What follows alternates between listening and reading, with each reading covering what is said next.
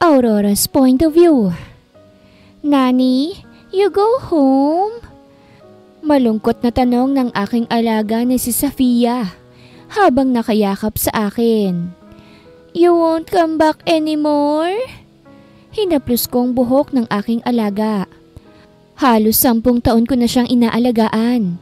Ngayong uuwi na ako ng Pilipinas para mag-settle down. Mahirap sa akin na mawalay sa kanya na napamahal na rin sa akin. Yatasil. Wika ko sa lingwahe nila. Let's contact each other through social media, okay? Namuo ang luha sa kanyang mata. I don't want you to go home. I love you, Nani. Sumikip ang dibdib ko. Uuwi na kasi ako ng Pilipinas. Ito ang huling araw sa bansang nagpabago sa buhay ko. At napakaswerte ko dahil napunta ako sa napakabuting amo. Safia! Marahang hinila ni Madam ang kanyang anak na ayaw humiwalay sa akin. Let's go! Nani! No! Nang tuluyan na siyang humiwalay sa akin ay yumakap siya kay Madam na ngayon ay nakangiti sa akin. Take care, Aurora, ha? You've been with us for almost 10 years and we love your service. May inilahad siya na sobra sa akin. Take this, my gift for your upcoming wedding. Thank you, Madam. Tinanggap ko ang sobre. Thank you very much for being good to me. I will forever remember your kindness. Ibinaba ko ang tingin ko kay Safia at hinaplos ko ang kanyang buhok. We can still communicate, Safia. Call me, message me, okay? Tumango si Safia at mas lalong niyakap si Madam. Ito ang realidad na dapat kong tanggapin, na hindi lahat permanente. At uuwi pa rin kung saan tayo nanggaling. Nasa Pilipinas ang buhay ko at nandito lang ako para magtrabaho. Nagpursiging maahon mula sa kahirapan ng aking pamilya. Bukod doon, may naiwan din akong mahal sa buhay na si Nicolas, ang LDR boyfriend ko. Nagpropose siya sa akin noong nakaraang uwi ko at ngayong uwi na ako. Magpaplano na kami para sa aming kasal, kaya't hindi na ako babalik pa sa pag-abroad. Pera ang laman ng sobra na ibinigay sa akin ni Madam. Kung papalitan ko ito sa Pilipinas, aabot to ng 100,000 na siyang ikinagulat ko talaga. Pero dahil regalo niya ito para sa kasal ko, idadagdag ko ito sa babayaran namin. Kaya naman pagdating ko sa Pilipinas, sinalubong ako ng aking pamilya at ng lalaki sa buhay ko, si Nicolas. I miss you, Langga! Nicolas at inikot-ikot niya pa ako nang binuhat niya ako sa may airport at niyaka pagkatapos. I miss you so much! Namiss na rin kita, Langga! Wika ako pabalik at nang ibinabanan niya ako ay hinawakan ko siya sa balikat. Sa wakas, hindi na tayo mag-akahiwalay muli. Magsasama na tayo, Langga. Akmang hahalikan ko na sana siya sa labi nang tumikhim si Mama na siyang nagpatigil sa amin. Binalingan ko siya. Mamaya na yung kiss-kiss na yan. Ani Mama sa amin. Uuwi na tayo para kumain. Kanina pa kami naghihintay rito. Natawa ko siya kainakbayan naman ako ni Nicolas. Sa bahay na lang kita kakainin. Pabiro ko siyang itinulak palayo sa akin. At saka masayang lumabas sa airport para umuwi na sa amin. Sa halos 10 taon kong pag-abroad, marami na akong achieve sa buhay. Ang pinakauna ay ang mapatapos sa pag-aaral ang aking kapatid, mapagamot si Mama at maibigay ang gusto nila. Lahat ng yun ay galing sa pagpupursige ko sa ibang bansa. At ngayong natupad na ang gusto ko para sa pamilya ko, para sa akin naman ang gusto kong tuparin. At iyon ay ang magpakasal kay Nicolas. Welcome back, Aurora! Napatigil ako nang may pumutok na party popper at bumagsak sa akin ang mga laman nito. Nakita ko ang pamilya ko na may patarpulin pa sa akin at syempre, hindi mawawala ang handaan na siyang hilig nila. Diyos mio, may handaan pa kayo nalalaman. Syempre naman ate, deserve mong handaan kasi ang dami mo pong nagawa para sa amin. Ani Ara, ang kapatid ko na isa ng guro. Siguro kung buhay pa si Papa, baka hindi lang pang pamilyang ihahanda nun. Baka nga pang barangay pa. Oo, alam ko na masaya si Papa ngayon. Wala sa sariling napangiti ako. Mula kasi nang pumanaw si Papa, ako na ang pumalit sa kanya bilang breadwinner. Kaya ako nag-abroad upang ibangon muli ang aking pamilya. Si Papa ay isang jail guard ngunit dahil na rin sa trabaho niya, nawala si Papa sa amin. Nagkasiyahan kami sa bahay. Nagkaraoke kami at nagkwentuhan. Bukod sa amin, narito rin ang pamilya ni Nicolas. Excited na kami na maging parte ka ng pamilya namin, Aurora. Maligayang wika ni Tita Cora, mama ni Nicolas, habang nasa sala kami ng aming bahay. Sobrang match kayo nitong nag-iisang lalaki sa mga anak ko na si Nicolas. Sa tagal na ninyo kasal na lang talagang kulang. At syempre, ang magkaroon ng anak. Cora, sigurado ako na magagandang lahi ang magiging apo natin. Ani mama na nakaupo sa tabi ko. Kay gandang lalaki ba naman ni Nicolas? Mama, grabe ka naman. React ni Ara. Hindi ka talaga marunong pumili ng describing words. Ganda talaga ma. Parang bakla naman yan si Nicolas. Sa babae lang bang salitang maganda ha? Ani mama sabay baling sa akin. Nasaan nga pala si Nicolas anak? Pag-uusapan na natin ang tungkol sa kasal ninyo. Tumayo ako. May tinawagan mama. Tungkol yata sa work niya. Pupuntahan ko po. Lumabas ako sa bahay upang puntahan si Nicolas. Nakita ko siyang nakatalikod. Nakapamewang at nasa tapat ng tenga ang kanyang phone. May kausap. Sa susunod na lang tayo magkikita, Ricky. Ani Nicolas sa kausap. Dumating si Aurora. Nicolas? Ay, belat sa kabayo! Napatalong sabi ni Nicolas sa gulat at napahawak pa sa kanyang dibdib nang tingnan ako. Namilog ang mata niya. Aurora? Napatawa ko siyang nilapitan. Anong belat sa kabayo? Grabe ka naman magulat. Napalunok siya at ibinulsa ang kanyang cellphone. Bakit? Hinawakan ko siya sa balikat at ninitian ko siya. Sino ba yung kausap mo? Katrabaho ko lang. Sagot niya. Mamaya na yung trabaho. Mag-uusap pa tayo tungkol sa kasal natin O sige, mag-usap tayo. Bumuga siya ng hangin at inakbayan ako. Tara na. Sabay kaming bumalik sa loob ng bahay at doon pinag-usapan ang kasal. Mangyayari ang kasal sa susunod na buwan at nagsisimula na kaming magplano sa mga dapat gawin. Ngunit sa pagbalik ko rito sa Pilipinas, hindi ko rin maiwasan na makaramdam ng pagbabago sa pagitan naming dalawa ni Nicolas. Madalas na kasi siyang sa phone na sinasabi niyang katrabaho niya na siyang pinaniniwalaan ko naman. Ngunit isang gabi, bigla akong nagising nang maramdaman ko ang kanyang pagbangon sa kama at narinig ko ang kanyang mahinang boses. Nakitulog kasi siya sa kwarto ko at pinayagan ko naman. Hindi ko ipinahalata na gising ako at nakinig lang sa kanya. Pupunta na ako dyan, ani Nicolas habang may kausap sa kanyang phone. Sinuot niya ang kanyang hinubad na pantalon kanina. Hintayin mo ako, Ricky. Napalingon sa banda ko si Nicolas kaya't pumikit ako. Nang magsimula na siyang maglakad palabas, saka ko inimulat ang aking mga mata nang sumara na ang pinto ng aming kwarto. Napabalikwas ako ng bangon at naikunot ko ang noo ko sa taka. Saan tutungo si Nicolas sa gabing ito? Katrabaho bang talaga? Nagsimula na akong magduda kaya't bumangon ako at kumuha ng jacket sabay suot. Susundan ko si Nicolas upang malaman ko kung saan siya tutungo. Ikakasal na kami ngunit hindi ko alam na may ganito pala siyang gawain na. Dapat ko bang ihinga ng maluwag? O dapat talagang pagdudahan? Sumakay si Nicolas sa kanyang motorsiklo na siyang regalo ko sa kanya.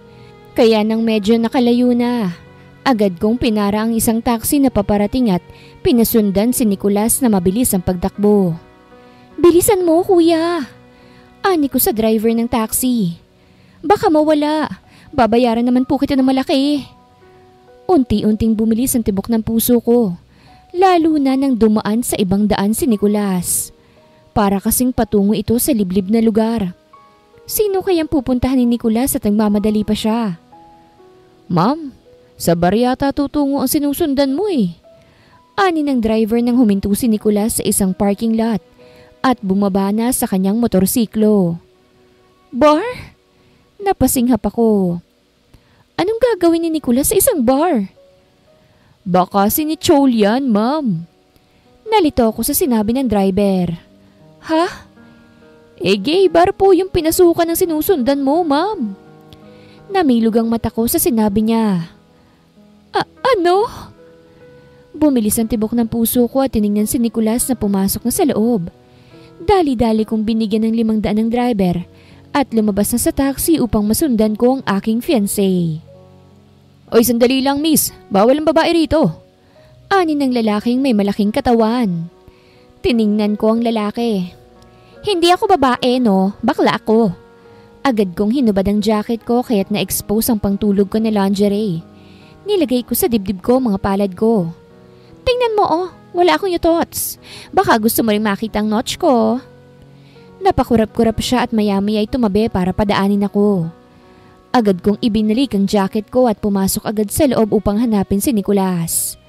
Pagpasok ko, nakabibinging sounds agad ang bumungad sa tenga ko. Mga nagsasayawan at halos hubad na mga katawan ang nakikita ko ng mga kalalakihan. Hindi naman ako ignorante sa ganito. Hindi rin bago sa akin na makakita ng dalawang lalaki na naghahalikan sa tabi dahil gay bar nga ito. Ano bang ina-expect ko? Ang tanging goal ko lang rito ay ang makita si Nicolas at kung ano ang ginagawa niya rito. Nichol! You're here! Isang matinis na boses ang nagpakuha ng atensyon ko. Nang binalingan ko ito, nakita kong isang bakla. Kaharap si Nicolas na malaki na ang ngiti sa labi. Kumunot ang noo ko at natigil sa kanilang paningin ko. Oo, I'm sorry for being late ha. Pinapatulog ko pa kasi si Aurora eh. Nicolas sabay halakhak. Napasinghap ako nang marinig ko ang pag-iiba ng boses ni Nicolas. Para kasing bakla. Bakit naman kasi hindi mo maiwan-iwan yung babaeng yon? Bakla, ano ba? Hindi mo ba masabi sa kanya na anaconda rin ang gusto mo at hindi bibing ka?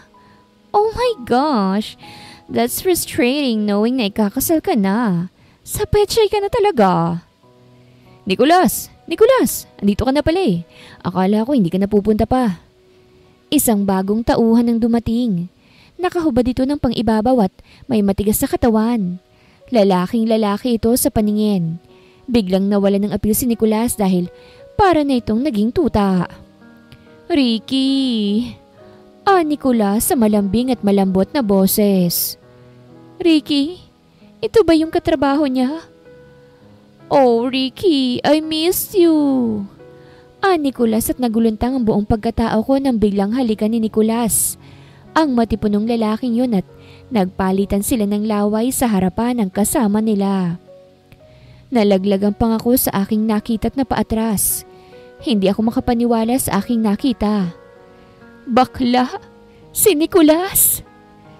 Patuloy lamang ang kanilang halikan. Kaya imbis na sumugod sa kanila, mas pinili kong pigilan ang sarili ko na kumalma. At ang tangi kong nagawa ay ang videohan sila. Nang kumala sila sa halikan ay ngumisi ang lalaking nagngangalang Ricky sa kanya. Dala mo ba ang motorsiklo mo? Oo, Ricky, dala ko. Ibibigay ko yun sa'yo bago ako ikasal.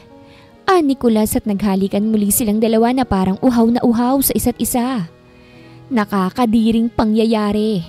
Hindi ko akalain na magagawa ito ni Nicolas sa akin. Nagawa niya akong lokohin sa kapwa niyang lalaki. At balak pa talaga niyang ibigay ang motorsiklo na ibinigay ko sa lalaki niya? Unti-unting tumulo ang luha sa aking mga mata at tuluyan ng umatras. Kung magwawala ako ngayon dito, ako rin naman ang magiging masama. Ako lang din ang tanging babae rito. Kaya baka mabuking pa ako. Kaya tulala na lamang ako na umalis at nagtungo sa ibang bar upang pagaanin ang loob ko. Isa pa! Request ko sa bartender kahit lasing na ako. 2 oras mula nang matuklasan ko ang kalokohan ni Nicolas. Uminom ako sa isang bar na mag-isa't naglasing. Ngunit kahit malasing na ako, bumabalik pa rin sa utak kong nakita ko kanina. Isa pa nga, yung pampalimot. Binigyan ako ng bartender at napapikit ako sa sobrang lakas ng tama nito sa akin. Grabing Nicholas yun. Ibinaba ko ang baso at nangingilid ang luha sa aking mata. Nicole ka pala. Kung kailan ikakasal na tayo, saka ka lang lumantad. Walang hiyang to. Kahit lasing na ako, nagawa ko pa rin hanapin ang contact number ni Nicholas at wala sa sariling tinawagan ito. Inayos ko ang pagkakaupo ko sa mahabang upuan sa counter table ng bar at itinapat sa tenga ko ang aking phone. Ilang beses nagring bago sinagot ni Nicholas ang tawag. Langga, tapos ka na bang makipaglandian sa katrabaho mo, Nicholas? Anong ibig mo sabihin, Aurora? Nasaan ka ba? Bakit ang ingay ng background mo? Kinayom kong kamao ko. Nasa gay bar ako. Sarkastiko kong sagot sa kanya. Wala naman ako sa gay bar ngayon. Gusto ko lang siyang utuin at pakabahin. Kitang-kita kong kulay na itinatago mo, Nicholas. Aha? Wala namang masama sa pagiging bakla eh. Wika ko at sumenya sa bartender na bigyan niya ako ng alak. Ang masama ay ang lokohin ako ng ganito, Nicholas. Alias Nicole. Aurora. Napasinghap siya. Nasaan ka ba? Mag-usap tayo. Malinaw ang nakita ko, Nicholas. May video pa nga ako sa kalokohan mo kaya't wala nang dapat na pag-usapan pa. Malamig kong sabit ininom ang alak na bagong bigay ng bartender. Let's cancel the wedding, Nicholas. Hindi na yun mangyayari pa. Ibinaba ko ng tawag. Pagkatapos ay napaluhan na lamang. Hindi ko na sinagot ang pagtawag niya at uminom na lamang ng alak upang makalimutan ko ang problema na ito. Sa sobrang kalasingan ko, hindi ko na malayan na may nakisabay na pala na lalaki sa akin. Nasa counter na rin siya. Katabi ko. Hinahawak-hawakan ng aking hita kaya nang tingnan ko siya. Malaki ang ngisi niya sa akin.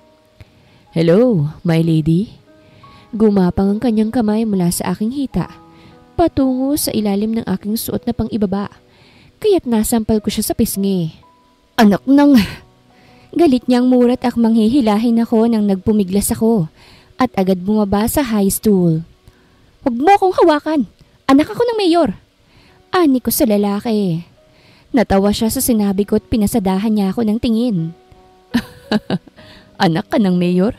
Sa tingin mo, ganyan ka-cheap tingnan ng anak ng mayor dito? Medyo lumabo ng paningin ko ngunit lumaban pa rin ako sa buhay kahit lasing.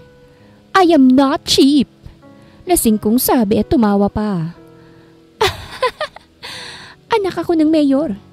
Kaya wag mo kong bastusin at baka makita mo ng maaga ang langit.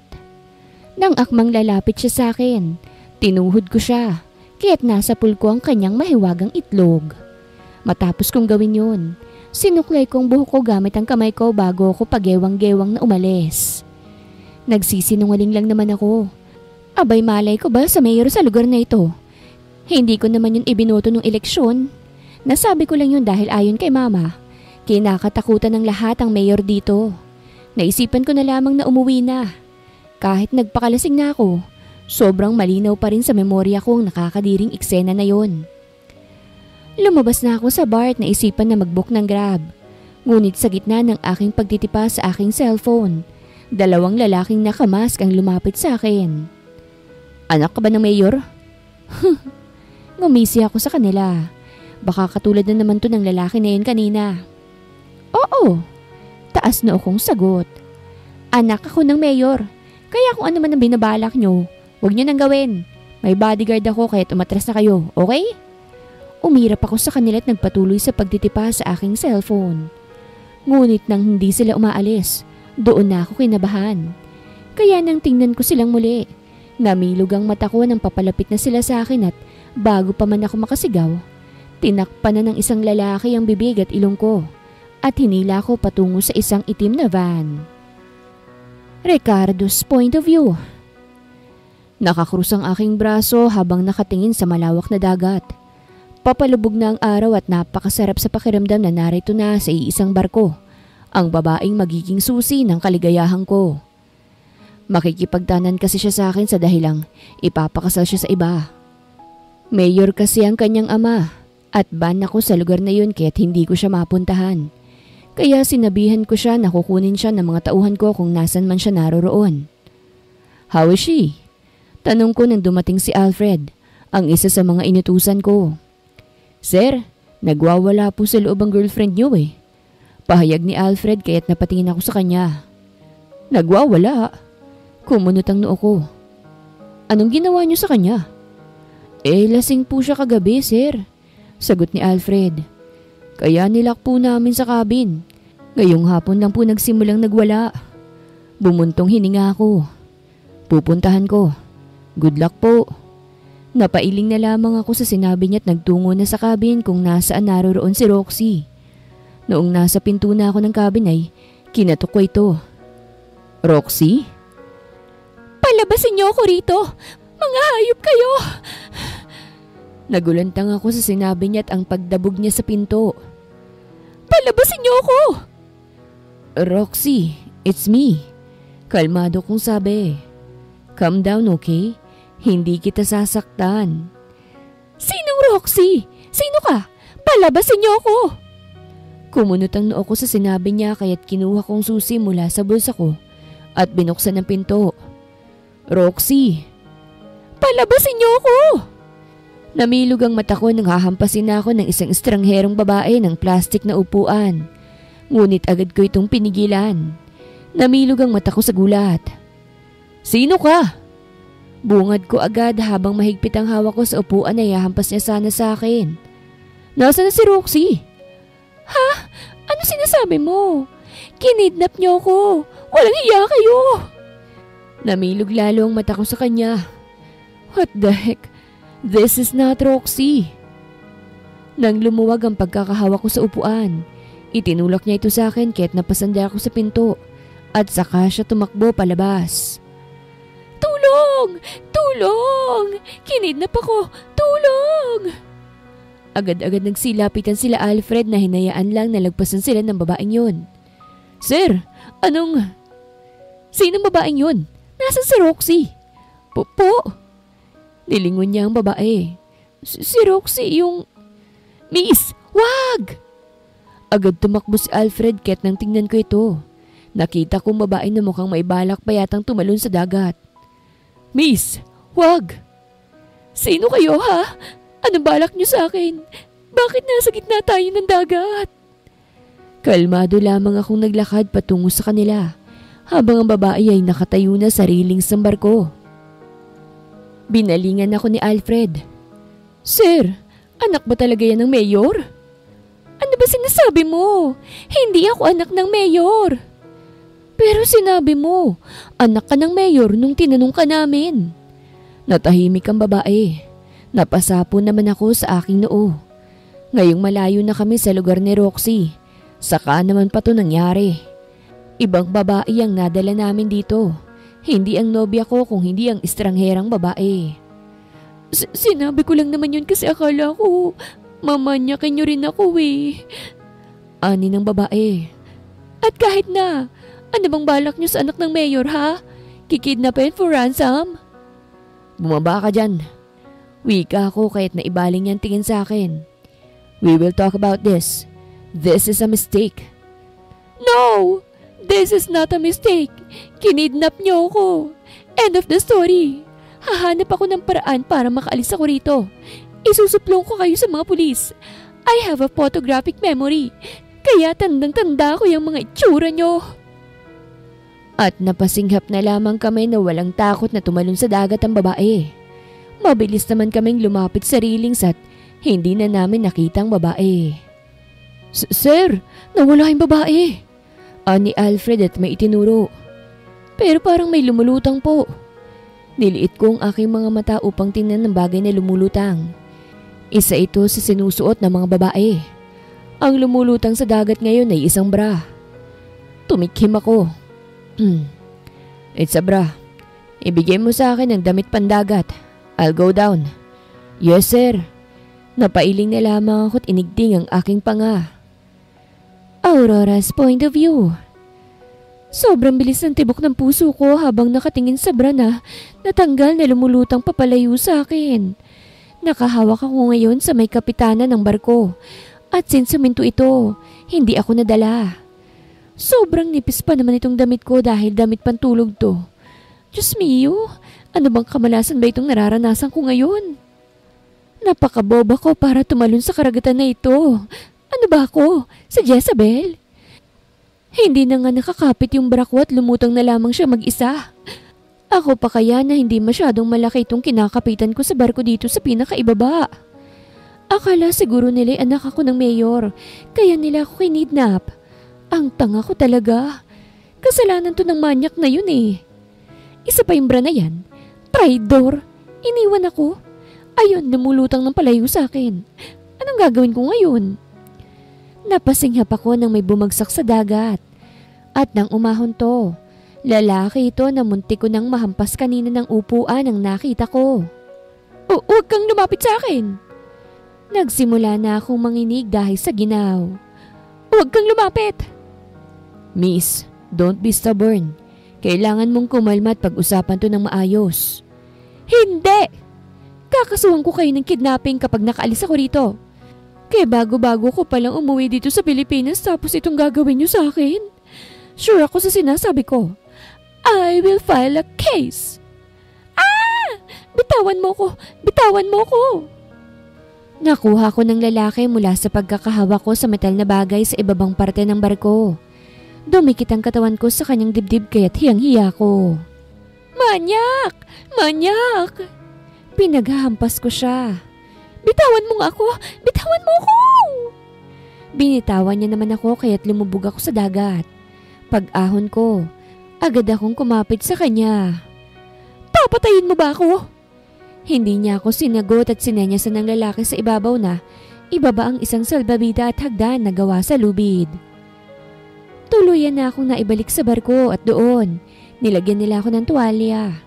Sobrang panginginig ang nararanasan ko ngayon. Idagdag pa na hindi ako nakapagbihis kaya tagos hanggang organs. Sobrang nagulat talaga ako pagkagising ko. Nasa isang cabin na ako. May pagkain na nakahanda at nakalak pa ang pinto. Pagkalabas ko kanina, papalubog na ang araw at ngayon gabing-gabi na. Pinaliwanag ng isang lalaki na siyang nagbigay sa akin ng tuwalya kanina ang tungkol sa kamaliang nagawa nila. Ayon kay Alfred, ang pangalan ng lalaking nagsabi sa akin, na mali sila ng pagkuha dahil hindi pa nila nakita ang pagmumukha ng nobya ng kanilang boss. Hindi rin siya nabigyan ng litrato dahil ang plano, sa bar na yun siya dapat kukunin.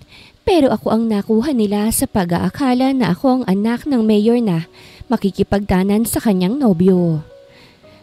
Ibabalik niyo naman ako, right?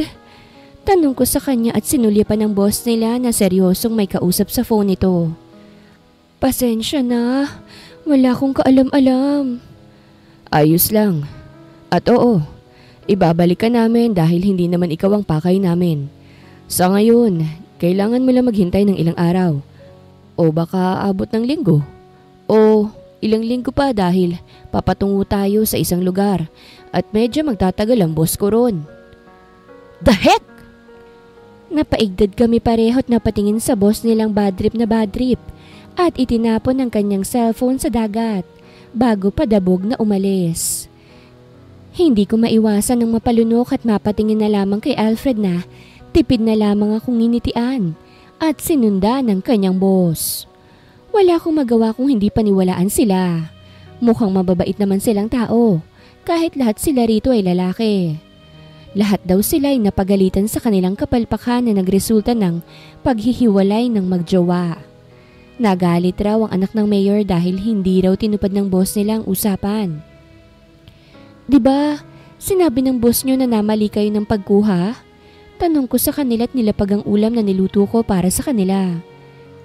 O edi, sabihin na lang kaya na tanga kayo para magkabalikan na sila.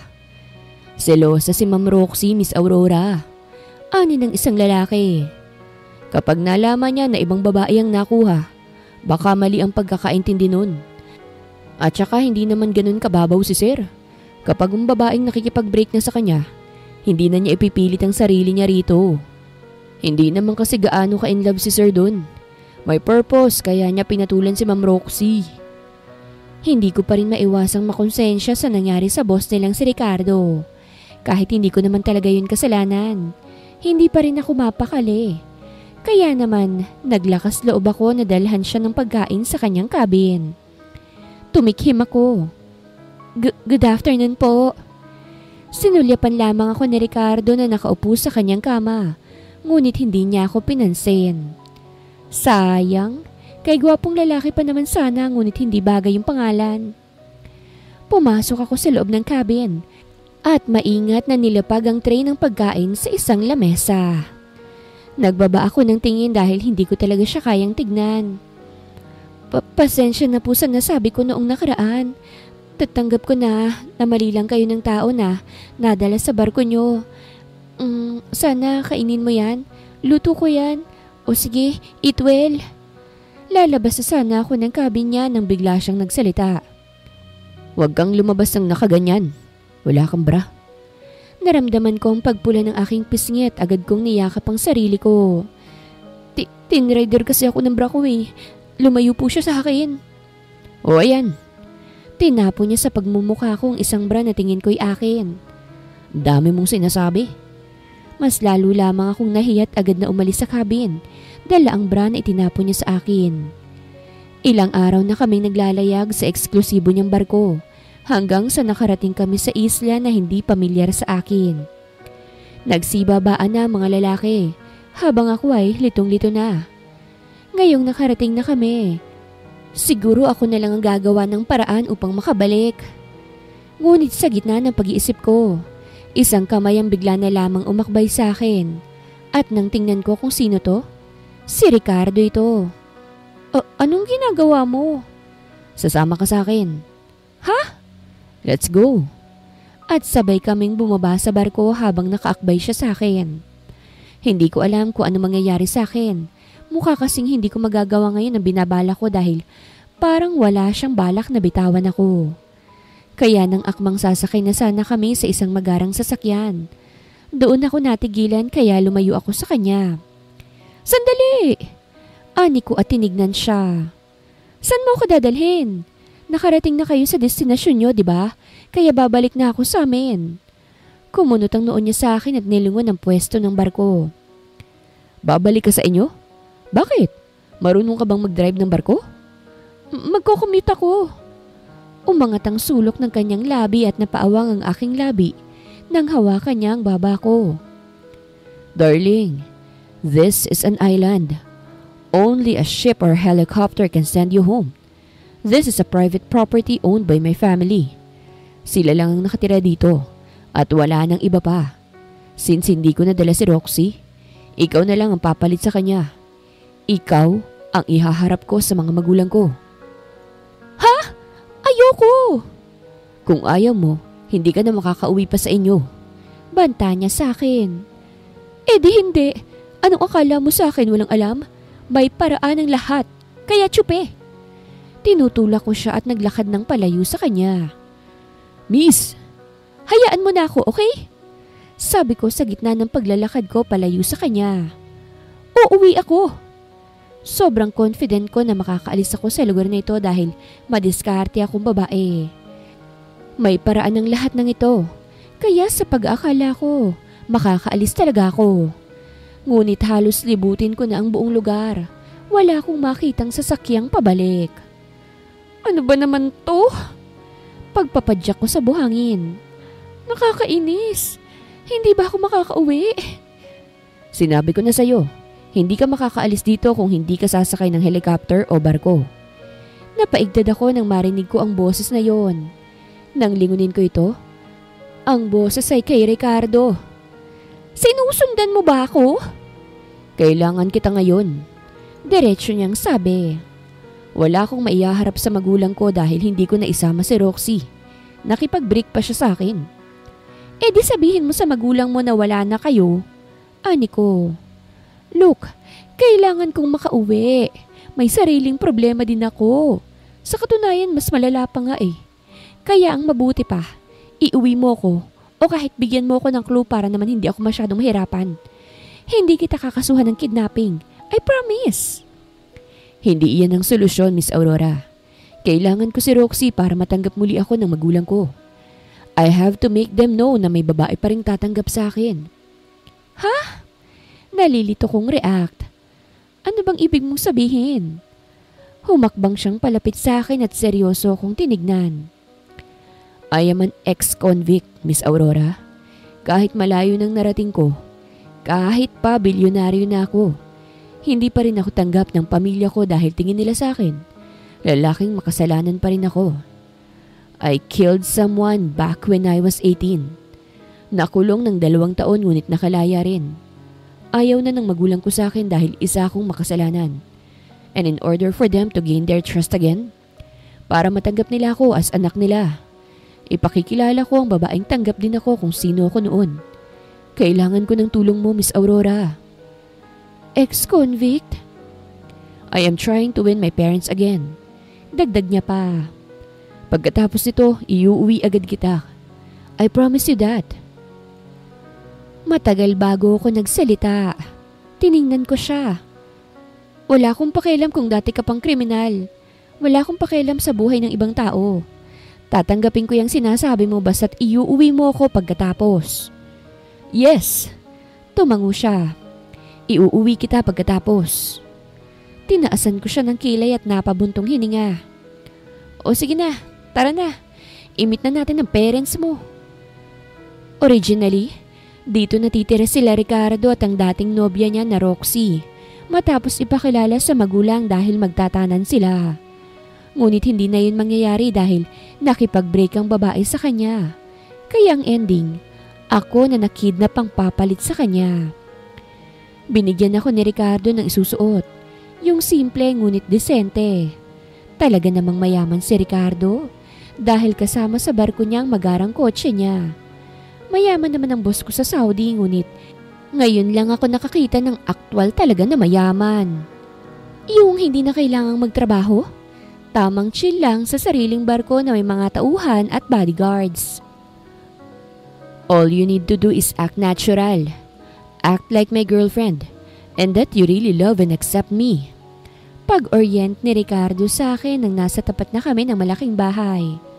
Okay? Ano bang pangalan ko? Roxy ba? Aurora. Just use your name. Bumuntong hininga ko. Oh sige, sabi mo eh. Pinakita niya ang kanyang braso sa akin. Hawakan mong braso ko. Sinunod ko naman ang sinabi niya at saka pumasok na kami sa loob ng malaking bahay. Ngayong nakakita na ako ng ganito kagandang bahay at karangyang bahay, napagtanto ko kung gaano kasimple ang pangarap ko. Pagtungtong pa lamang namin sa entrance ng bahay, bumungad agad sa amin ang carpeted floor at ang chandelier na talagang nakakuha sa aking atensyon. Kahit wala akong ideya kung anong klaseng magulang ang meron ng lalaking to, hindi ko pa rin maiwasan ng kabahan. Kailangan kong magpakabuti upang buhay akong makaalis dito. Kahit nakipag-break na ako kay Nicolas, kinakailangan ko pa rin ipaalam sa pamilya ko at pamilya niya ang kalokohang ginawa niya sa akin. Pero hindi ko yun magagawa kung hindi ako magpapakabuti rito.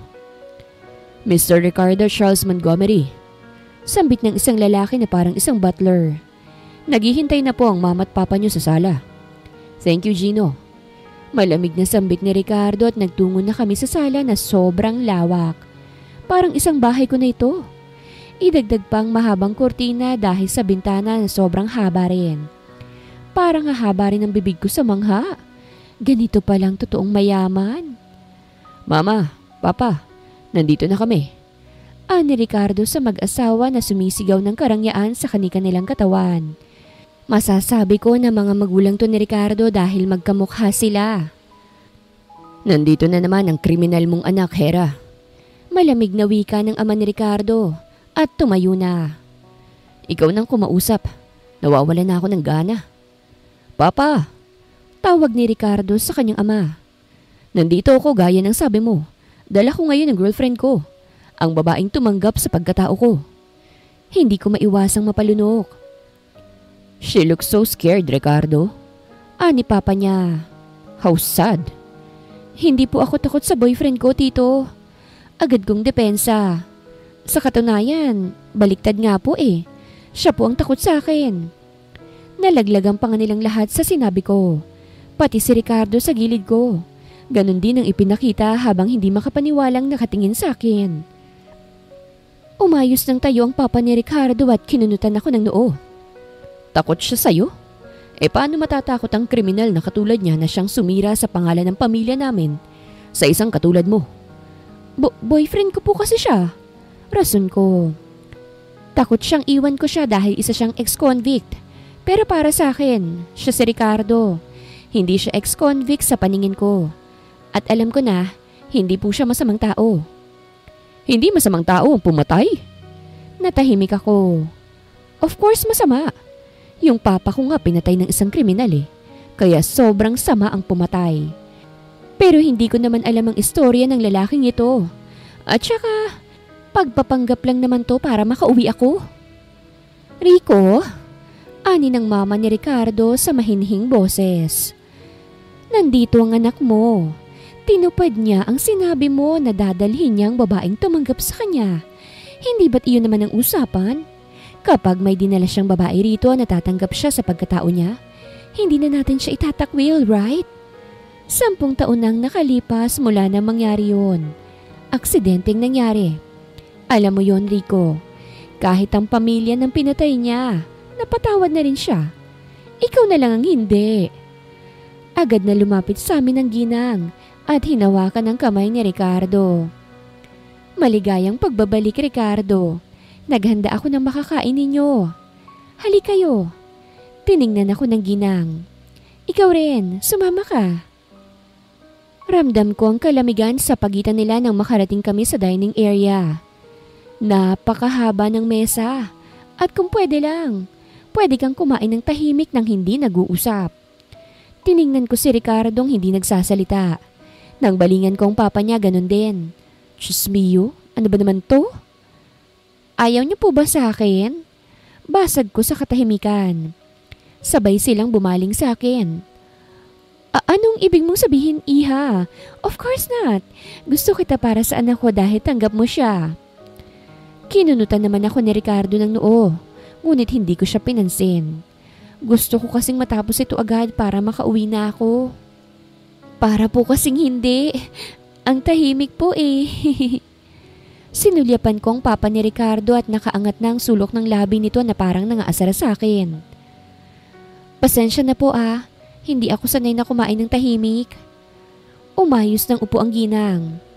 Well, why not tell us a story about you and my son? Kung papaano kayo nagkakilala, right? Sinulyapan ko si Ricardo at tumangulang siya sa akin. Tumikhim ako. Nakilala ko po si Ricardo sa isang... Nag-isip ako. Ano bang sasabihin ko? Yung maganda ba para mapadali na ito? Nakilala mo si Ricardo saan? Sa sementeryo po. Napakurap-kurap sila sa sinabi ko. Pati ang ama ni Ricardo ay ganun din ang naging reaksyon. Sementeryo? Napatingin siya kay Ricardo na hindi pa rin makapaniwala. Totoo ba yan, anak? Anong ginagawa mo sa sementeryo?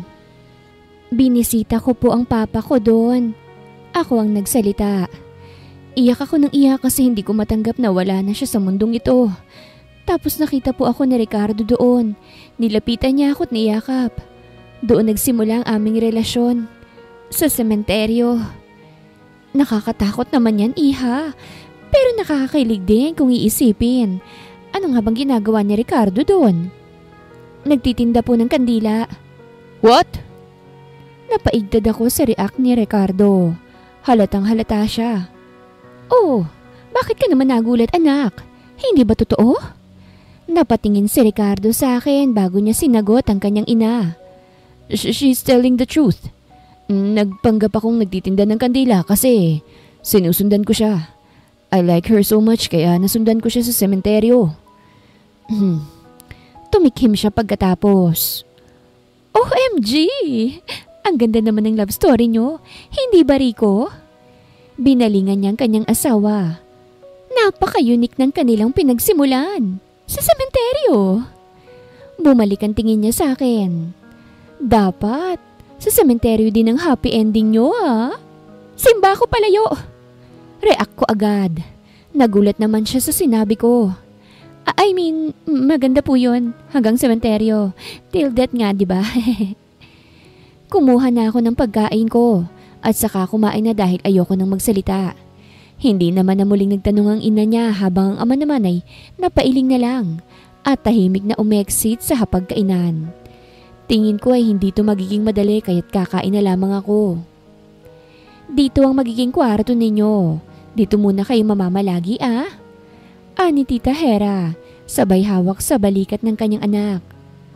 Pasensya na sa ama mo ha, lalambot din yun, mahal ka nun.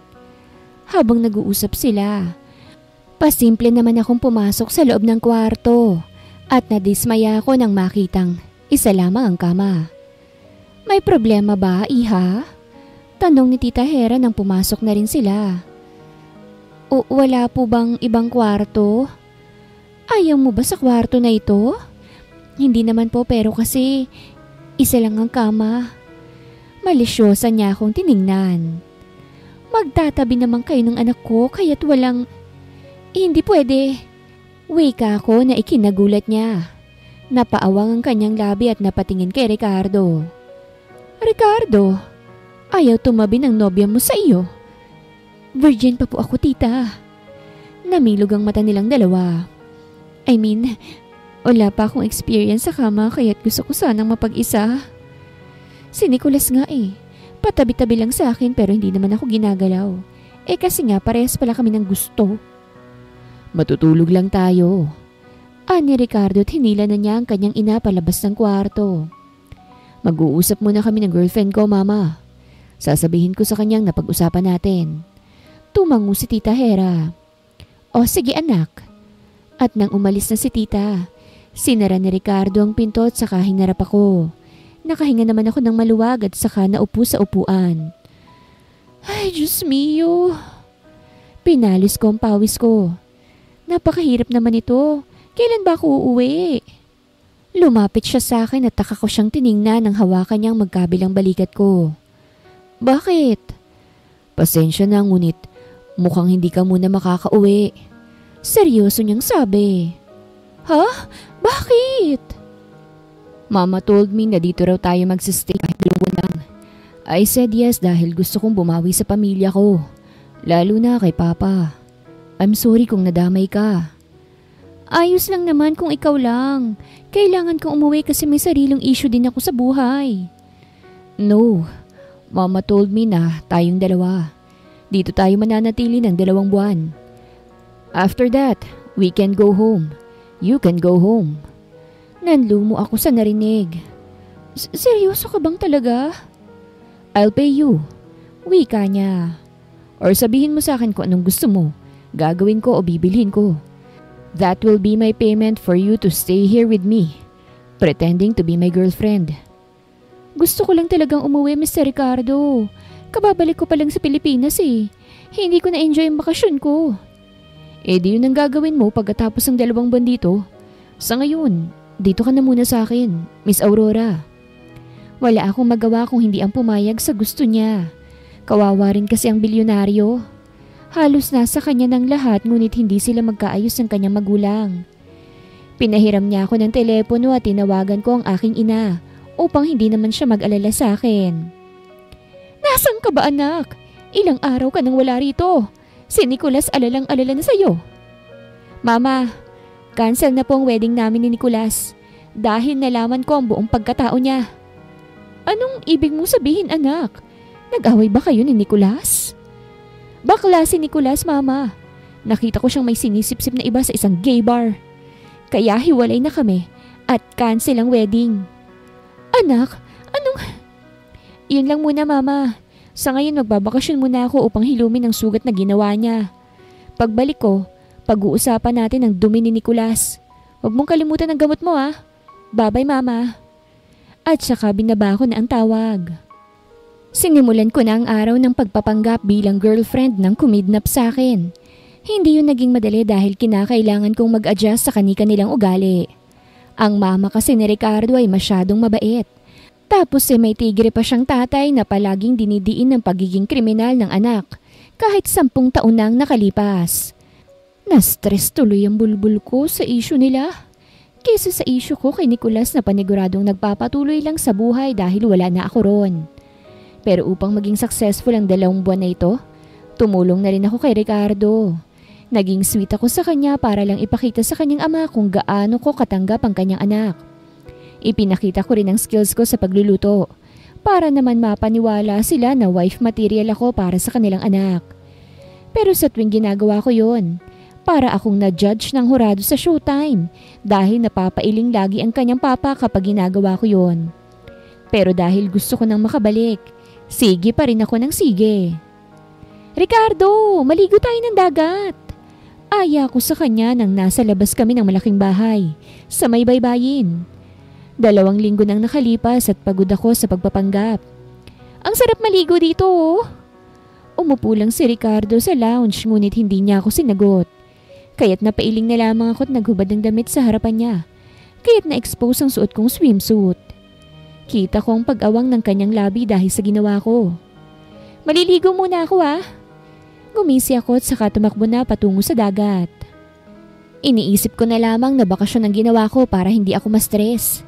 Ito pa kasi yatang bakasyon ko mula nang umuwi ako at kung magiging honest lang ako, peace of mind ang datingan ng lugar na ito kung hindi lang tigre ang papa ni Ricardo. Napangiti ako nang mabasa na ang aking katawan sa tubig dagat. Nang hanggang dibdib ko na, tiningnan ko si Ricardo. Ricardo! Kumaway ako. Halika rito, ang ganda ng dagat. Ang linaw, halika dito. Ngunit hindi ako pinansin ni Ricardo at nag-iwas ng tingin sa akin. Napairap na lamang ako at nagpatuloy na lamang sa paghakbang pailalim dahil ang ganda talaga ng dagat. Hay! Sana kaya kong lumangoy pabalik sa lugar namin. Ang boring dito. Nasabi ko na lang at lumangoy mag-isa. Ngunit pag-ahon ko, biglang tumigas ang isang paa ko. Parang hindi ko ito maigalaw. At ang sakit. Kaya't hindi ko na magawang lumangoy at napagtanto ko na nasa malalim na pala ako. Kaya nang sinubukan kong lumangoy pa ibabaw, hindi ko na magawa dahil sa paa ko kaya't nahihirapan ako. Aray! Ilang beses kong pilit umahon ngunit tila hinihila akong pababa. Nakainom na ako ng tubig. Tulong! Ricardo! Halos maubusan na ako ng hininga lalo na nang tuluyan na akong lumubog sa tubig. At hindi na muling makaahon kaya akala ko ay malulunod na ako. Ngunit bago pa man yun mangyari, isang kamay ang humawak sa aking bewang at iniahon ako. Hingal na hingal ako at umubo-ubo pa. Sobrang bilis ang tibok ng puso ko sa kaba. At nang tingnan ko si Ricardo, pag-aalala sa kanyang mata ang aking nakita. What the heck are you doing? Asik niya. Munti ka nang malunod. Bigla kasing nanigas ang paa ko eh. Paliwanag ko't napaubo pa. Aksidente yung nangyari. Salamat sa pagsagip ah. Tumagal ang tingin niya sa akin at maya-maya'y bumaba ang tingin niya sa aking labi. Napalunok ako't nakaramdam ng kakaiba. Kaya nang akma na sana akong lalangoy nang mawala ng paninigas sa paa ko. Hindi niya ako pinahintulutan dahil hinapit niya ako sa kanya't hinalikan sa aking labi na walang permiso. Gumalaw ang kanyang labi at sinuklian ko naman ang kanyang mga halik. Napakalaking kasalanan ng pagpatol ko sa kanya dahil simula nang mangyari yun, nag-iba na ang lahat. Parang biglang hindi na kasi ito pagpapanggap ang ginagawa namin. Masyado siyang magaling humalik kaya't nadala na ako. May isang beses nga na nahuli kami ng kanyang ama na naghahalikan sa kusina at imbis na pagalitan, umiling lang at hinayaan na kami. Doon ko napagtanto na hindi naman talaga galit ang ama ni Ricardo sa kanya. Parang naghahanap lang siya ng taong tatanggap sa kanyang anak. Narinig ko mula kay Tita Hera na malapit ng kaarawan ng iyong ama. Ani ko kay Ricardo habang nasa rooftop kami ng malaking bahay na ito. Anong balak mo? Pumungay ang mata niya sa akin. Ano bang ideya mo? Ha? Bakit naman kailangan ng ideya ko? Hinawakan niyang isang kamay ko. Dahil magkasabwat tayo. Napangiwi ako sa choice of wordings niya. Grabe ka naman. Parang may masamang balak naman tayo sa kasabwat na yan. Magkarelasyon. May relasyon tayo kaya gusto ko makarinig ng ideya mula sa'yo. Napasinghap ako. Magkarelasyon tayo? Kumunot ang noo niya. Bakit? Hindi ba? Napakurap-kurap ako. Hindi mo naman ako tinanong kung girlfriend mo na ako o hindi pa. Kailangan pa ba yun? Naghalikan na tayo. Nag-date. Sa katunayan nga, kama na lang ang kulang.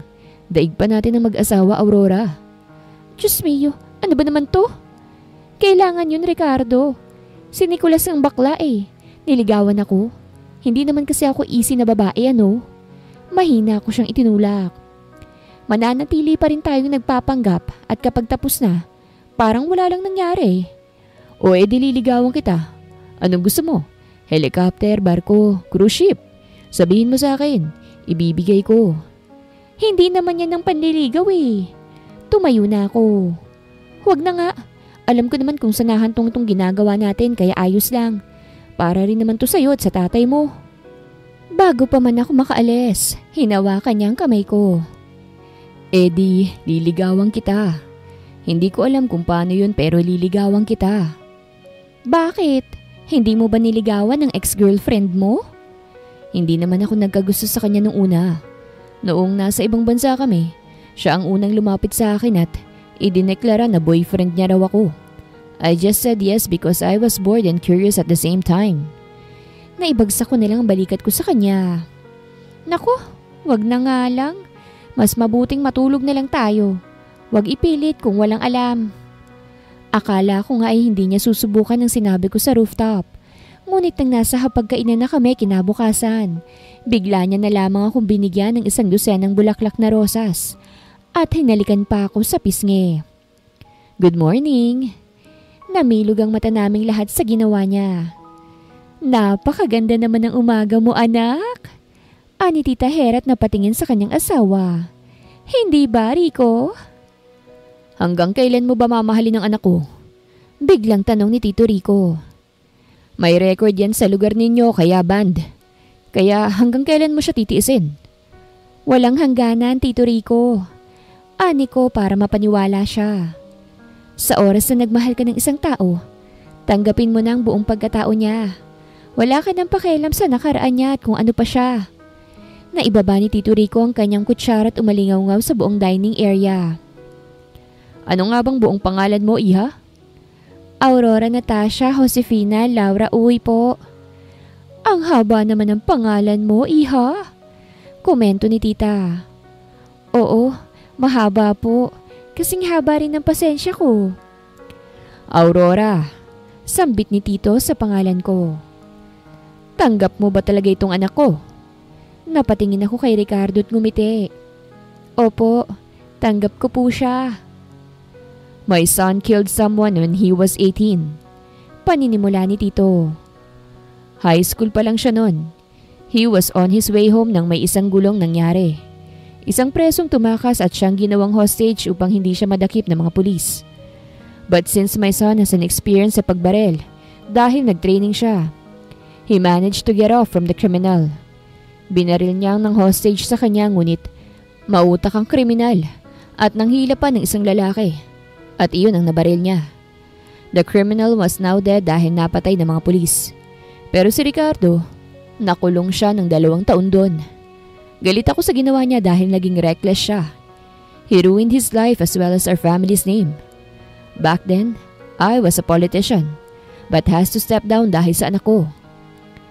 Galit pa rin po ba kayo sa kanya? I just want my son to have a family bago kami mawala sa mundong ito. Since he has a record of a criminal, natatakot ako para sa kanya na baka walang tumanggap sa kanya and he will be left alone in this world. Tinakwil namin ang aming anak nang lumabas siya sa kulungan upang matuto siyang tumayo sa sarili niyang mga paa.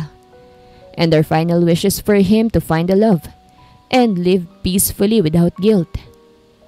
Papa, kita kong emosyon sa mata ni Ricardo. I am sorry, son. I realized how wrong I was to treat you. Nagdala ka ng babaeng alam kong hindi ka iiwanan.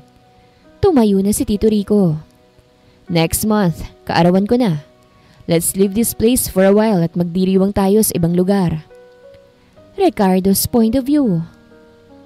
Napakalaking tulong ni Aurora sa unti-unting pagbalik ko sa pamilya ko. Nalaman ko mula kay mama na natuwa raw si Papa sa ugali ni Aurora.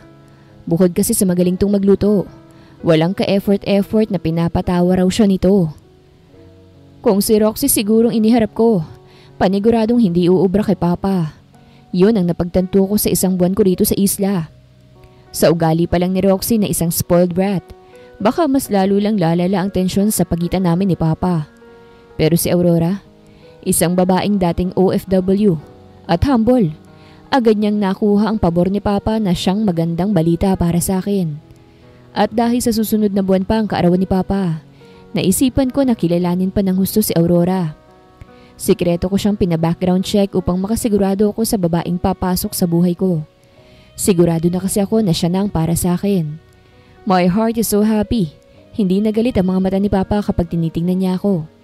He even acknowledged how successful I am dahil nagawa kong maging bilyonaryong mag-isa. Nang dumating na ang kaarawan ni Papa, umalis kami sa isla sa kayang helicopter. Ang iba sa mga tauhan ko ay siyang nagbantay sa mansyon ng mga magulang ko. At ang iba'y palihim kaming binabantayan sa aming lakad.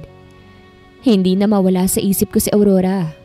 Kahit nasa tabi ko naman siya, parang gusto ko pa siyang lalong makasama. Pero alam ko na pagkatapos ng birthday ni Papa, uuwi na siya sa kanila.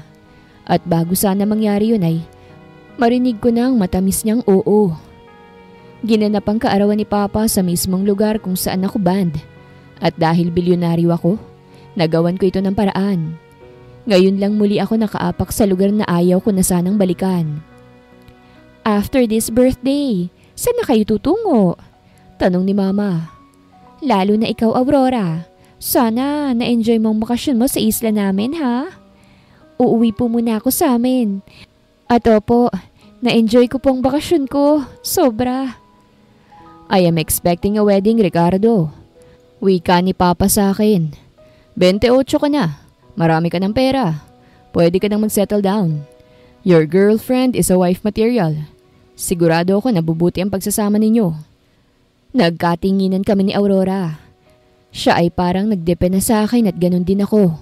Pero sa huli, alam ko na ako ang dapat na sumagot. Yes, darating din po tayo dun pero sa ngayon, mas kikilalanin po muna namin ang isa't isa. Natigilan ako sa pagsasalita nang tumawa si Papa. Bakit? Hindi mo pa ba kilala si Aurora? Kilala na po niya ako, Tito Rico. Ang sa amin lang po, mas kilalanin palalong isa't isa bago pumasok sa kasal. Hindi pa naman masyadong matanda ang late 20s.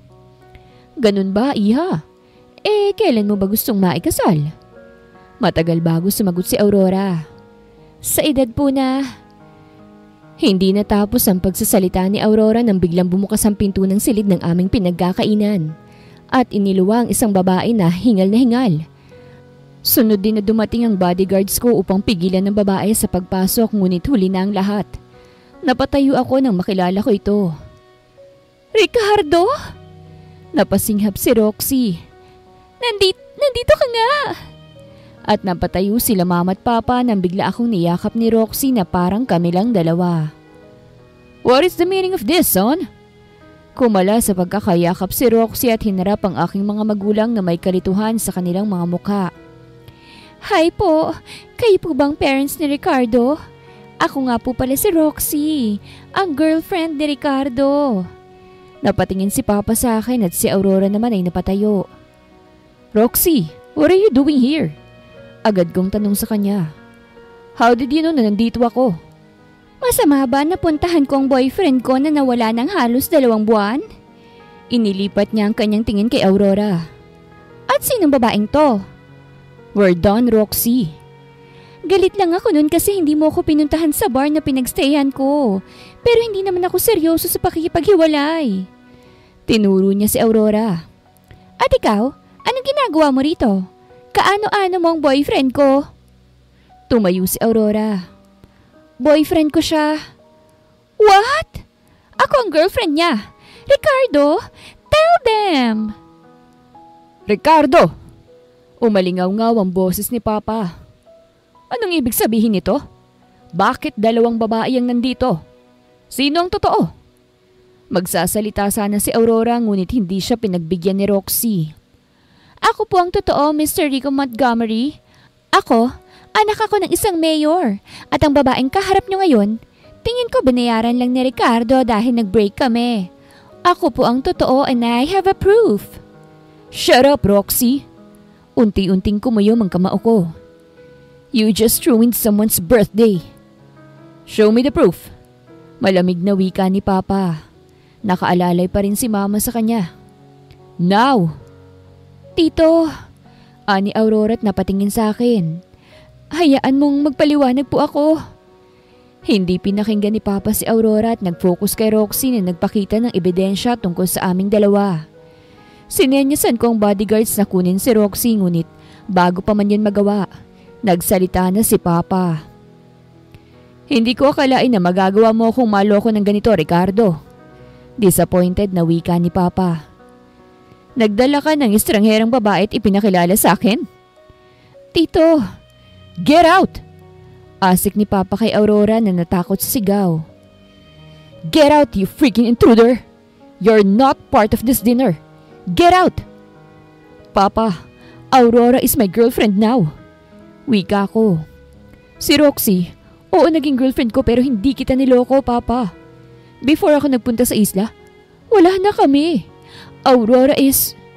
I don't want your explanation, Ricardo. Get her out! Aalis po ako.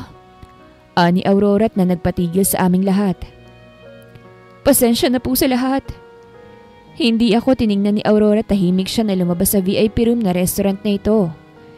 Hindi ko maiwasang ikuyom ang aking kamao at tingnan ko si Roxy. Pero wala siyang pagsisisi sa ginawa niya. The reason na hindi kita nakuha ng gusto mong makipagtanan sa akin dahil ibang nakuha ng tauhan ko sa gabing yon. Malamig kong sabi kay Roxy. It was supposed to be you pero nang nasa barko na kami, nang nasa gitna na ng biyahe, nagkamali ang mga tauhan ko. Ibang babae ang nakuha nila at iyon ay si Aurora. I called you when I found out the mistake. But instead of letting me explain, you broke up with me, Roxy. Aurora helped me reunite with my parents. Mama, Papa, binalingan ko sila. I didn't deceive you. I like that girl. No, I'm starting to fall for that girl. So I am so sorry for ruining your birthday. At lumabas na rin ako sa silid na yon upang habulin si Aurora. Aurora, sandali! Hinawakan kong kamay niya kaya't natigil siya sa paglalakad. Hinarap niya ako. I'm sorry. Agad kong sabi. Hindi ko alam na... Ayos lang. Pagputol niya sa akin. Uuwi na ako, Ricardo. Ayusin mo muna ang issue mo dahil aayusin ko muna ang akin. Iyon ang sinabi niya bago siya tuluyang umalis at hindi ko na napigilan pa. Bumalik na lamang ako sa silid upang ayusin ang lahat ng ito. Aurora's point of view. Matapos ang halos 2 buwan, umuwi na ako sa amin. Kita ko ang saya sa kanilang mukha nang makita ko at agad akong niyakap. Anak! Kumala siya sa yakap at alala kong tinignan. Umiyak ka ba? Umiling ako. Hindi po. Ano na pong nangyari? Anak, kinagat niyang ibaba niyang labi.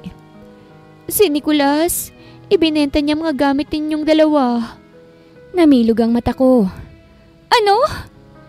Pilit namin siyang pinigilan pati ang pamilya niya. Pero ganun pa rin ang ginawa niya. Hindi namin siya napigilan dahil gusto niya nang ibenta.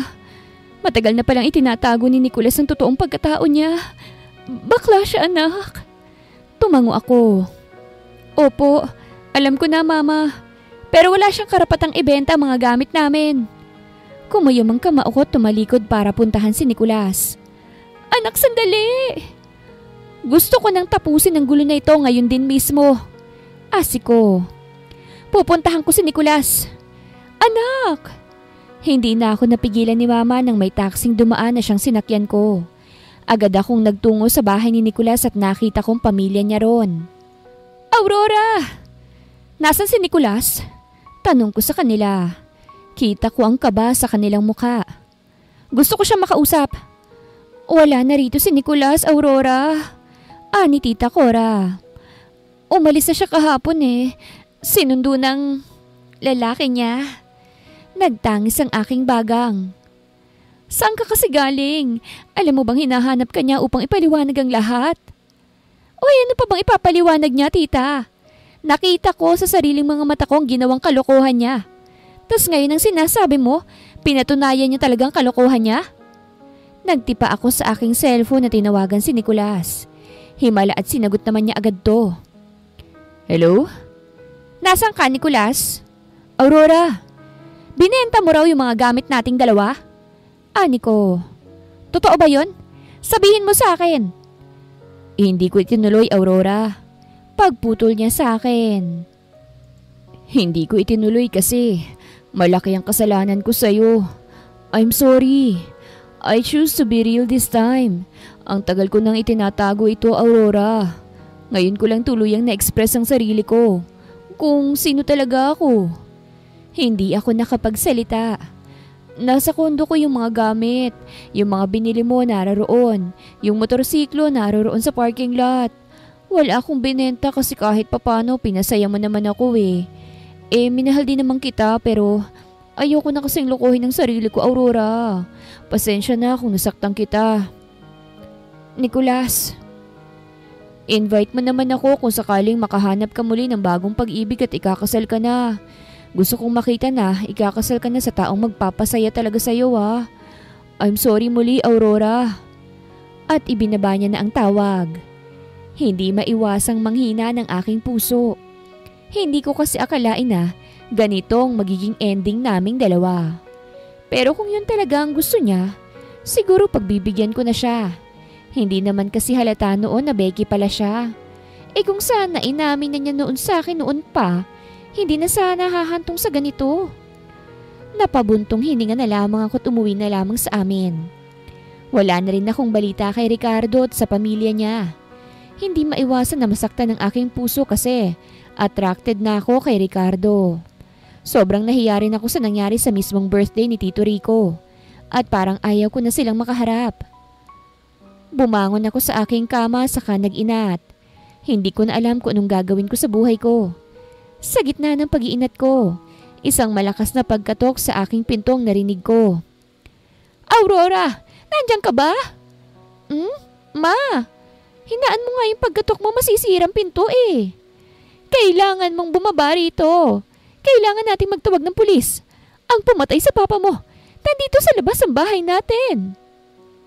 Napasinghap ako sa narinig at agad tumakbo sa pinto at binuksan. Ma? Halika! Hindi ko alam kung bakit kilala ka ng lalaking yun pero hindi natin to palalagpasin. Lumabas ako sa kwarto ko at dinala ko ni Mama sa sala. Doon, naroon ang aking mga kapamilya habang nasa may pintuan ng isang lalaki na pamilyar sa akin. Ricardo? Tinuro ni Mama si Ricardo. Yan, yung binatang yan. Siyang pumatay sa papa mo. Isang ex-convict yan. Namilog ang mata ko at hindi makapaniwalang tinignan si Mama. Ma? Hindi ako nagkakamali, anak. Hindi ko akalaing nakalabas na yan. Siya yung pumatay sa papa mo 10 taon nang nakakalipas. I am an ex-convict, but I didn't kill your husband, ma'am. Ani Ricardo habang ang tingin ay nasa akin. Aurora, I want to speak with you tungkol nung birthday ni Papa. Hindi! Bakit may tatanggi, ha? Umiiyak na si Mama. Ikaw yun eh. Ikaw yung pumatay sa asawa ko. Mama. Awat ni Ara kay Mama. Huminahon ka, Mama. Nakakahiya naman. Matagal nang patay ang kriminal na yun. Bakit? Hindi ba totoo naman ang sinasabi ko? Galit na wika ni Mama. Yung lalaking yan. Nakapatay po ako ng tao, totoo po yun. Malamig na wika ni Ricardo. I was 18 when I killed someone. Siya ang hinostage ng presong tumakas na si Romar Santos. Romar Santos hostage me pero nakaalis ako mula sa kanyang hawak. At dahil may baril ako, I shoot him. Pero hindi siyang natamaan dahil nanghila siya ng tao at yun ang natamaan ko. Romar Santos? Ani Ara, Siya yung pumatay kay Papa, Mama. Nakalimutan mo na ba? Yung preso na pilit pinipigilan ni Papa pero binaril siya sa ulo. Medyo magkamukha sila. Ani Mama. Hindi ako maniniwala hanggat walang ebidensya. Then let's go, Ma'am. Ipapakita ko po sa iyong ebidensya. Kapag naipakita ko na, kakausapin ko na po ang anak mo. At bakit mo kakausapin ang anak ko? Girlfriend ko po siya. Nalaglag ang panga naming lahat. Ano? Lahat sila'y napatingin sa akin. Anak! Agad akong lumapit kay Mama at nanghingi ng pasensya kay Ricardo na tingin ko ay na-offend. Pasensya na sa mama ko, Ricardo. May demensya kasi siya. Isang malalang anyo ng memory loss. Hindi niya pa rin kasi tanggap ang pagkawala ni Papa. It's fine. But I want to clear myself to her. I'll send an evidence for her to believe me. Hindi naman kailangan. I want to talk to you but before that, gusto ko munang maging malinis sa paningin ng pamilya mo. Don't worry, darating si Alfred na may dalang mga ebidensya. Anak, dapat na nating isuplong yan sa mga pulis. Nilingon ko si Ara. Ara, hindi ba nakainom ng gamot si Mama? Nakaligtaan niya yung gamot nung nakaraan eh. Pasensya na at hindi ko naasikaso. Naging busy ako sa school eh. Mama, naputo lang sasabihin ko dahil nakarinig kami ng tunog ng helicopter. Kumunot ang noo ko at lumabas upang tingnan ng isang helicopter na mukhang maglalanding sa oval malapit sa amin. Nagsilabasan rin ng mga bata sa aming kapitbahay at masayang itinuro ang papalapit na helicopter. Bakit may helicopter? It's Alfred. Ani Ricardo sabay lagay ng kanyang kamay sa kanyang bulsa. Dumating na ang ebidensya. Maaari mo na ba akong papasukin? Pinapasok ko siya sa bahay kasama ang kanyang assistant na si Alfred. Nilapag niya ang ebidensya sa harap naming lahat at hindi maipagkaila na medyo konektado ang nangyari sa kanila. Si Papa ay isang jail guard na napatay ng preso na nakatakas sa nagangalang Romar Santos. Habang tumatakas paalis, hinabol siya ng pulisya at sa desperadong makatakas, ginawa niyang hostage si Ricardo noon na 18 anyos pa lamang, high school student. Pero dahil may experience si Ricardo sa pamamaril, nakaalis siya mula sa pagkakahawak ng preso at naagaw ang baril mula sa preso. Nang binaril niya ang preso, hindi niya ito nabaril dahil agad nang hila ng inosenteng tao ang preso. At ginawa niyang pantakip sa kanya, kaya iyon ang nabaril. Napatay din naman si Romar Santos kalaunan dahil nabaril din ng pulis. At si Ricardo ay nakulong. Mama, hinawakan ko sa balikat si Mama. Matagal na pong patay ang pumatay kay Papa. 10 taon na pong nakalipas. Sana'y magawa mo na pong mag-move on. Asawa ko. Humahagulgol si Mama at saka yumakap sa akin. Ang asawa ko. Nakagat ko na lamang ibabang labi ko at saka bumuntong hininga. Lumabas na kaming dalawa ni Ricardo upang makapag-usap ng maayos. Hanggang ngayon ay hiyang-hiya pa rin ako dahil sa pang-aakusa sa kanya ni Mama. Sigurado akong na-offend siya, lalo na't dati siyang preso. Pasensya ka na kay Mama. Ani ko sa gitna ng lakad namin. Hindi ko alam kung saan kami papatungo pero gusto kong ganito lang ang pag-uusap namin. It's fine. May handa naman ako eh. I checked your background before I went here. Nang ganun kadali? Tumigil ako sa paglalakad at hinarap siya. Ricardo, my parents wants to see you. Nabigla lang sila sa nangyari nung nakaraan. My father regret it. Pinaalis niya si Roxy at nangako na hindi na manggugulo. Lalo na't kilala pala ni Papa ang mayor dito. This is the reason na nakaapak na ako sa lugar na ito. Hindi na ako ban dahil sa impluwensya ni Papa. Eh bakit kailangan pa nila akong makita? Diba, hindi naman totoo? Anong hindi totoo? Hinawakan niya ako sa balikat. Na hindi mo ako tanggap bilang ako? Hindi ko siya sinagot. I am in love with you, Aurora. Sinsero niyang sabi. At gusto kitang iharap sa pamilya ko na walang pagpapanggap. Tanggap kita bilang ikaw, Ricardo. Ani ko, wala akong pakialam kung dati ka pang ex-convict. Yun ang sabi ko nung una pa lang. Kahit napatay ng isang preso ang papa ko, hindi ako habang buhay na magtatanim ng galit sa patay. Dahil hindi yun ang itinuro ni papa noong buhay pa lang siya. He told me not to judge anyone without knowing their story.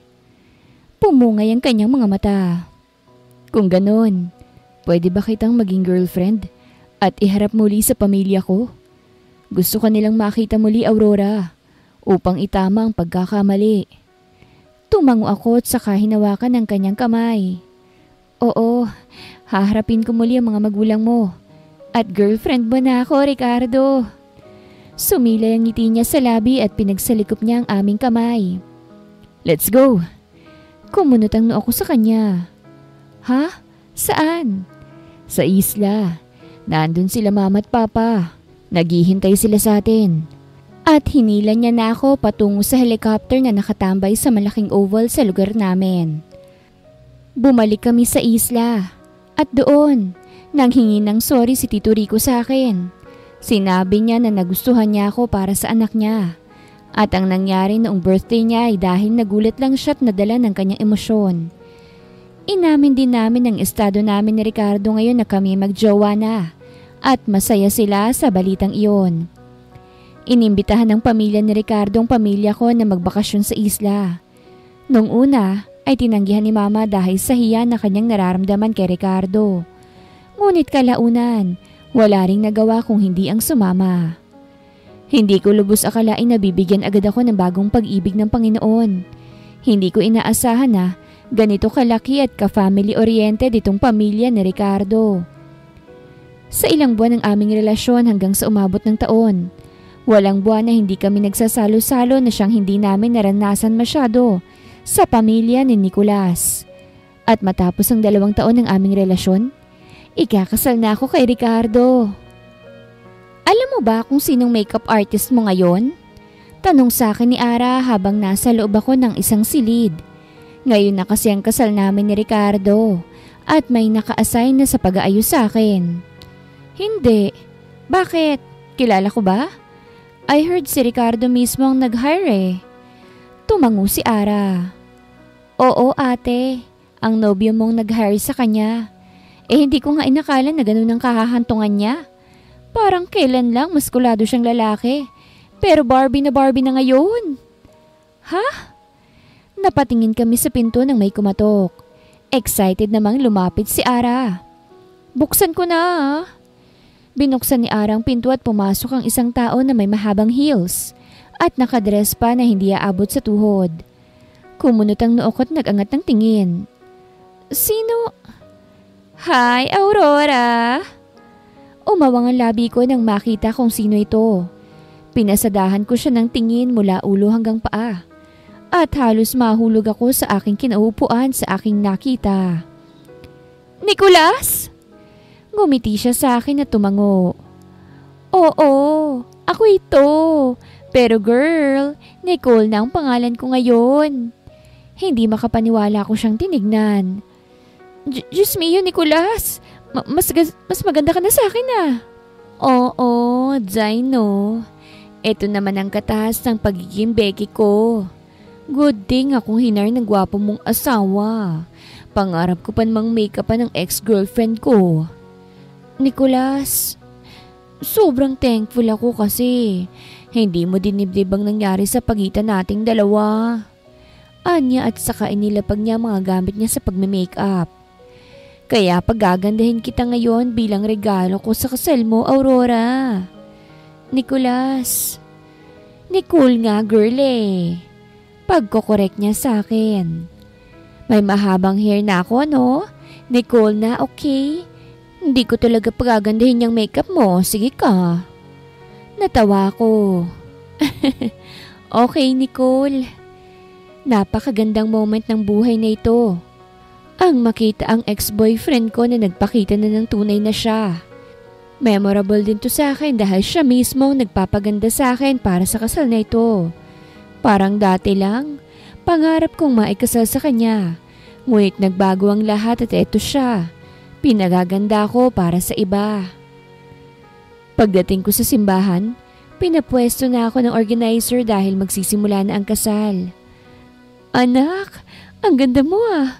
Ang galing pala ni Nicholas mag-makeup. Oo nga po, mamay. Ani ko sabay hawak sa kanya. Masaya ako para sa kanya, mama. Ikaw, masaya ka ba? Tiningnan ko si mama at ninitian ko siya. Oo naman, mama. Masaya ako ngayon kasi ikakasal na ako kay Ricardo. Masaya din ako para sa iyo, anak. At sigurado ako naglakad sa aisle patungo sa altar kung saan naroroon naghihintay ang aking mahal na si Ricardo. Nang makarating na kami roon, nagmano si Ricardo kay mama bago niya kinuha ang kamay ko. Handa ka na bang pakasalan ako, Aurora? Oo, handa na ako, Ricardo. At saka sabay kaming humarap sa altar at sa pare. Pero bago pa man magsimula ang lahat, lumingon ako sa likod at nakita ko si Nicholas sa may pinto ng simbahan na kumaway sa akin. Napangiti na lamang ako at saka napatingin kay Ricardo na nakangiti na rin sa akin. Mahal kita, Ricardo. Ani ko. Hindi pa man nagsasalita ang pari. Oo na agad ang sagot ko. Mahal din kita, Aurora. Lumawak ang ngiti ko at sabay na naming hinarap ang pari para magsimula na ang aming kasal. Wakas.